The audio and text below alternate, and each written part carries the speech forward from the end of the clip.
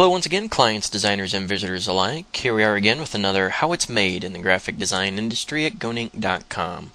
Today we're just going to do something a little fun and entertaining. I absolutely love Adobe Illustrator and all that it has to offer, from vector-based output to web design and of course vector art.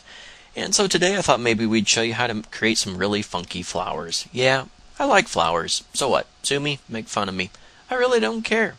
So here's the group of flowers that we're going to create. Probably don't have time to create all of this, but we'll create a couple nonetheless.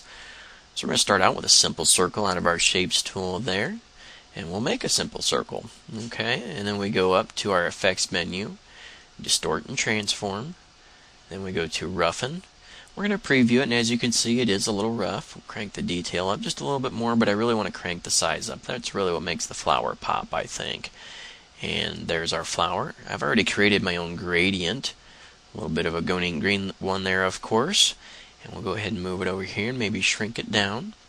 And let's go ahead and make a copy of that one, and we can add another gradient to it. Let's add this blue one there.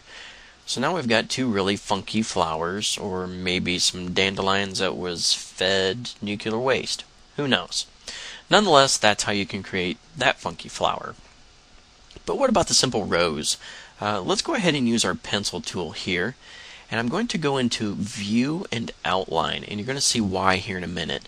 As you can obviously tell, our original flowers went to two outline circles.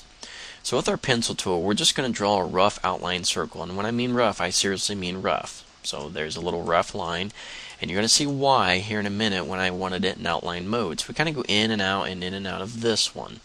So now you can see the difference between our two circles. They're obviously, you can see the apparent difference between the two, but in the preview mode, you can't. It just looks like a blob mess, looks more like gum that's stuck on the bottom of your shoe.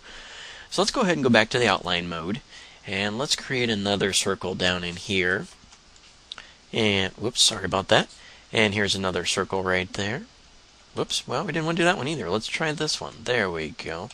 And we'll just create a few more circles there. So now what we're going to do is we're going to select them all. So now we have the entire group of little flowers selected there. And again, I've created my own gradient from the beginning, and I've clicked on it, but we can't see it. Why? Because we're in the outline mode. So let's go back to View and Preview, and looky there. There's our rose. Not the prettiest looking rose in the world, but this isn't a green thumb tutorial either. So if we go ahead and group that one, we can bring it over here. Now let's go ahead and make a copy of it. Obviously it looks like the same rose, but what if we changed the gradient colors? So let's do that pink there, and this pink there, and now we have another rose. And you can shrink it, you can churn it, you can twist it, whatever you want to do, and that will give you a completely different flower. So, a very simple tutorial, somewhat fun and entertaining, and we hope you enjoyed it.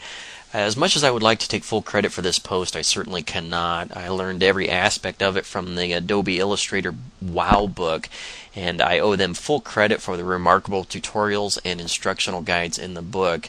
As I've mentioned in previous posts, all of this is not just an overnight occurrence. It does take time and abilities, but most of all, it does take time to learn this stuff. So, thanks again for stopping by, and come back soon for another installment of gonink, How It's Made.